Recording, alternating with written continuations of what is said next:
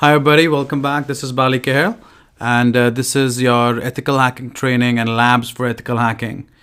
This lab is a pretty interesting one, and in this I'll be talking about identifying vulnerabilities and doing information disclosure using how you see in search engines. And the tool which I'll be using is SiteDigger. And SiteDigger uses Google Hacking Database, so I'll be getting introduced to Google Hacking Database also. First thing, let's go to Google, type in SiteDigger download, and you'll basically end up at the McAfee site because SiteDigger is part of McAfee free tools. And here you can see what and how SiteDigger is and what version is there. It was released back in 2009. It's an older tool, I would say, and it uses has a dependency on .NET Framework version 3.5, right?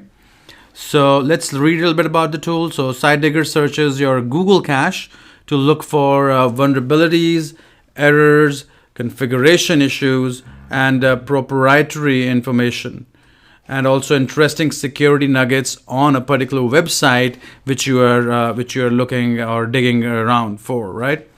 So what's new in SiteDigger 3.0? Well, it's a pretty old tool, but still it does not require an API key.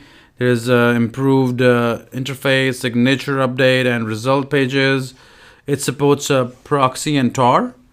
That's pretty good, so that you can use it for education purposes and ethically use it. Of course, you don't want to be part of something unethical when it comes down to using any of these tools which I'm teaching you. All right. Also, you can there are other things about which are new about it. You can go read through it and how to use SiteDigger. You select a signature from the tree, and I'll show you with the UI that how the signature thing works, right? So this tool is already downloaded up here, SiteDigger 3.0 MSI. You fire it up. It says Foundstone. Who's watching you back is like a interesting, I would say, thing out there, because you do want to know, who's coming down, who's watching you guys, watching your website, watching your client's website as a penetration tester, right? Just go through the visit. I'm just keeping it to the default settings which it comes with, so that you don't need to change much around. That way you stick to it, and of course always download it on a VM, on a virtual machine. Do have a virtual machine like a VMware or a VirtualBox, and install Windows on it. Since this is a Windows only client, don't install it on your main machine, because so many tools I've gone through, it'll be a chaos on your machine, and you'll see some performance issues also, depending upon how much you're using them. The one that you really like, you can of course always use them through your VM, right? So once you install the tool, it creates a shortcut. You launch from this shortcut, and this is the UI of the tool. On the left hand side, you can see the Google Hacking Database, and it has all the different subheadings, and it has it's basically 1,467 queries saved down here from Google Hacking. At the time, it's basically Google Hacking Database is to let you know keeps on getting updated, but this tool is not active in terms of it will not get all the latest things, right? So here you can see the different categories. One is advisories and vulnerabilities, error messages, file containing juicy info, file containing password, username, photos, miscellaneous, page containing login. It has other information like sensitive online shopping, sensitive directories, various online devices, vulnerability files, vulnerability servers, and web server detection. So it does FSDB and it does GHDB, that is Google Hacking Database. All right. So now, how to use this tool is the first thing. So you got to first go in and click on one of these options. That what are the different queries which are part of it, and which query do you want to use is what you can select. You can fine tune to the core level or to the smallest level, that is the query level. All right. We're gonna basically go and click. Once you click, it basically it's color coded. It changes to the ones which you've selected. So you are in Google Hacking Database, and you're doing the first query down here. So we're going to choose a website which I think is already secure, and it's a bank website. It's always good to go to websites, and bank websites are normally secured up. And this bank website is called Basic Bank Limited. It's a bank based in Bangladesh. So we're just going to run a scan on it. We're not trying to do anything wrong here, not harming any of the processes and procedures. This is just the information gathering which we are doing using our web search engine. So all these queries are readily available with Google. We are not trying to like hack into a system and trying to get any wrongdoing or getting any information which we are not supposed to be getting, right? We are just basically running a Google query using a tool called SiteDigger, and it basically gets everything in one place for you, right? And it basically goes through, if you look at all the steps which it has, it tells you like, all the different queries which it has. It's going to go through 215 queries, so it's going to them one by one. And you can see like what the progress is in the left window where it says queries scanned, and once it finds a result, then it'll start putting it in the below window, which is the results window, right? And that is basically the vulnerabilities which you think are associated, which we think are associated at that level for that particular site. And that way you come to know that if there's any issues out of this 215 listed for the first choice which we did, that was the vulnerabilities part of it, right? So now it's basically chugging through. It's trying to get a good sense of all the different queries which is there. It's trying to launch those queries against that domain which you have specified in the site and domain part on top, right? And once it's done that, it'll give us the result set back, right? And as a penetration tester, I would always recommend that you guys accumulate your results, log it, put it in a proper place, document it, and so you can also have steps on how you discovered it. What tools did you use? Did you use SiteDigger? Did you go directly to GHD, Google Hacking Database, DHDB, or what did you do at that time, right? So now you see that we have gone through 185. It's 215 queries. So this count will go to 215 queries, and it's in URL queries, I would say, and it's trying to find out the vulnerability which you're looking for a website, and depending on each query, it's basically going and searching for that vulnerability itself, right? Pretty interesting tool. Again, information gathering is part of your security process when it comes down to your open source intelligence gathering part, right?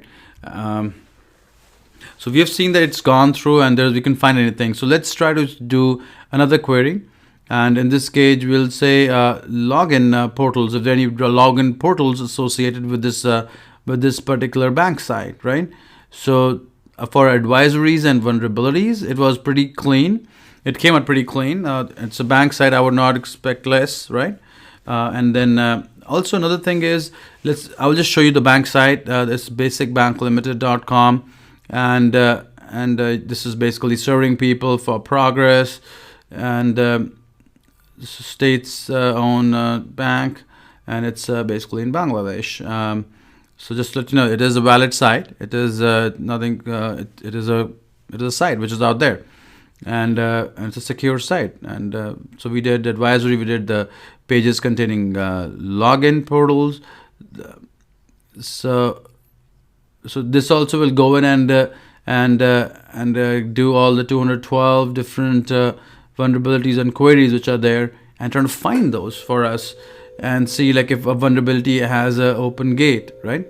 And these vulnerabilities are only the vulnerabilities which are publicly available. So these are not the vulnerabilities which you would find out differently. We're not going through the firewall. We're not going through the internals of the site. We're only basically scanning for a domain name or a site domain name against the Google database. That's all. And this is a publicly available information for that matter, because Google has indexed it. Google has kept it publicly available for any and everybody to go and look at that information. Now the queries which look up at that information, or the queries, the help which we're taking is of the Google Hacking Database right here, and which basically lets us simulate a lot of the results which you want to get to. And of course, you as a newbie, or even as an intermediate to advanced level person who's learning about ethical hacking, should understand the value of these tools, respect the kind of information which it's getting, only use it for educational purposes. And if you are doing some kind of a reconnaissance or some kind of information gathering at your job, make sure your managers know about it, and the people who you're running this query against know about it, especially when you're trying to infiltrate into a network or something like that, right? Here you can see we have already gone through a bunch of results. It'll go to 232, I think so. Already done 178, not found a single vulnerability, which is a pretty good thing. And this is a very common thing. A lot of sites these days are aware of cyber threats and issues which are there, especially from sites like or vulnerability databases which Google Hacking Database has. So they kind of protect themselves, right? They always keep a lookout, right? So this is a good way for you to practice and get to know this tool, to the Site Digger itself. The Site Digger, again, very simple UI, very intuitive UI, lets you get down to a particular issue, a website has very clearly, right? And so let's do juicy info, password, and let's do 3 and then scan for these 3. So let's see if something comes back, right? Again, it's going to go through a lot of results right now, and you got to be patient. So one thing which you need to know is, as a security analyst and a penetration tester, the first trait which you need to have is patience, because you have to circumvent always the path which a bad guy will take. And bad guys have patience, and sometimes years and decades. They just sit patiently for the right moment, So that is what you are looking for as a trait in a penetration tester, in a security analyst, in an ethical hacker who is performing certain similar actions. That patience pays off in this field. Don't expect results to happen right away. All right. So so knowing tools, understanding tools is also a good trait, right? So now let's go on Google and let's type in GHDB. So that is the hacking database which our tool is using, right? So let's go to Google Hacking Database. It's online, and it's a search engine for all the different exploits. So if you look, that this is the menu which you were seeing in the tool, the Site Digger tool also, which basically gives you all the categories where these queries are sitting, right? So this, as I said, the tool is not automatically updated. So any new vulnerabilities which are queries which are there, they will start showing up on this tool itself, or will have more success or more better results set when you go directly to the tool, right? So now let's do the category as juicy info and basicbank.com, limited.com, and then just try to do a search. If we get something from online, from searching against the Google Hacking Database, since it's more updated, right? And it looks like nothing is there. Pretty secure website. You can change the categories, and let's try the same thing with a couple of other things. Let's do it with advisories and vulnerabilities, which we did already in the Basic Bank Limited and got back nothing, right? Looks like there's nothing down here for this search too. Let's switch it to page containing login portals. That's the ones which we already did in the tool. I'm just trying to do a compare, and the tool is pretty accurate. You're not getting back any vulnerabilities, from the search queries which you're trying to do, even with the tool or with the latest Google Hacking Database results, right? So that this gives you a good double check, I would say, that hey, the tool is pretty solid, and this website has kind of secured itself and made sure that it is a banking website, and it doesn't need to have all these extra exposures and vulnerabilities, right? So sensitive directories, sometimes people miss out on that. Let's see what comes back on that one. Well, nothing. They have a good security person taking care of their needs, I would say, and which is a pretty positive thing for a company to have. All right. So Google Hacking Database is the way to go. Also, going on the website gives you a good idea, right? So So this website is secure to a point where it is not part of the Google database, right? So this is only pertaining to the public domain stuff, right? So the website, the you could always hack through it as a penetration tester. That's what you're getting paid for, right? So, but this is just the information gathering through your public medium, public sources. That is there anything publicly available or on a website? And this does not actually this. So I can give them 1 point for this, but like as a penetration tester, this is just a scratch. This is the starting point. You're just trying to begin. Trying to like do penetration testing on a particular website and finding the issues, right? So now let's do our Microsoft.com vulnerabilities. They keep on coming out with something or the other all the time. So the scanning is still going on here, looks like. Let's switch back to the browser. I think so it got completed, 320. It's close, yeah. So here you can see that Microsoft has got like 4 result matches. So it got a standard JET vulnerability file which it found on the Microsoft.com. It's got the recent site IIS work vulnerability, and you open one and it'll basically give you all the queries, the Google search query which basically found that vulnerability. Looks like the domain is somebody else's domain, right here, uva.ec and so forth. But that's what it is, right? So it basically gives you those vulnerabilities for that particular site, and you can find the Google results for that. Like these particular queries in the news. It could be max.com, wherever it's been mentioned, right? And associated with the vulnerabilities which Google Hacking Database thinks are critical for that particular website, and they have listed them out, right? So there's IIS works. There's the ASP file man on this particular site, and there is a login page which actually popped up. I mean, default is admin. I mean, I would not recommend you guys to play with it, but just for the purpose of it, you can do the first thing which you do for these kind of scenarios is you can try blanks and try like admin and blank, and so those are like the first thing which I taught you in the penetration testing class also, right? And this is just hit and trial stuff which I'm just refreshing a memory. I don't want you to hack into or log into any of those websites. That's my intent. I want you to always practice ethical ways of getting to your solution, or to mining for any kind of data for that matter, right? So let's do shopping information on Amazon, since Amazon has got a pretty big shopping part associated with it, with the cart and everything. So let's type in Amazon.com for shopping. So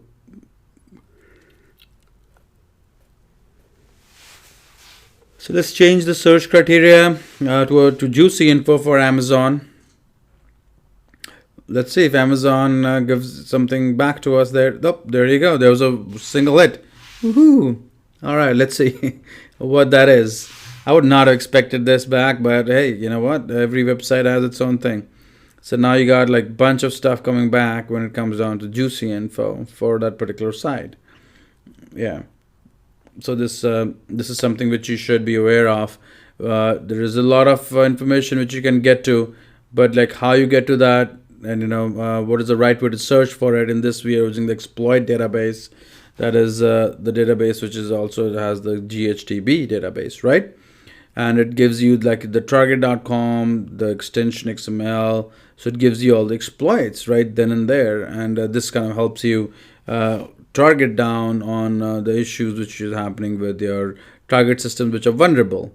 So here you can also actually get to the robots.txt file, and if you saw there's AskWell, you can get to the return for that. But let's look at the robots.txt file. So this is the file which basically tells you that what is allowed, what is not allowed for the robots to crawl, for indexers to crawl, and it's a pretty cool file. Every website should have it, so that you can deny path to sensitive areas in your website. And though you have to list it out in the robots.txt file, and as I just showed you, anybody can get to it and see that you have restricted these areas, and they could kind of attack on those areas.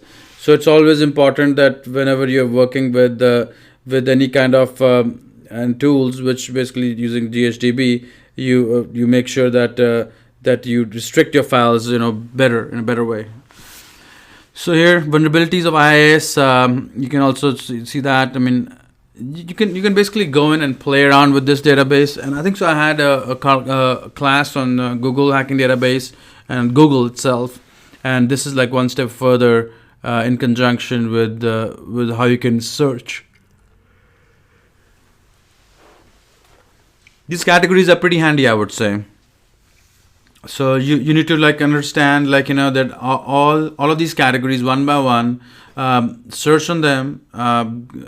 So I mean, Microsoft.com and Amazon.com did give us some hits, and you can search on these strings rather than doing search on domains, and then see if something returns back, for that matter, right? Again, I was mentioning that to you earlier. When something returns back, you can always dig into it. Just right click, and I'll just open a new tab. It's always easy to go back and forth that way. But you can always right click, open new tab, and then while the tabs are loading, you can. I'm just opening a few more so that I can get to more information. And of course, the state of the tab. So Surge Mail, the first one, that's the query. Click on it. It fires up, Google, and so here you go. So you got login pages here. For Surge Mail, and there is a hotel which basically gives you usernames, user login pages for it, and so forth, right? So you can go in and log in here.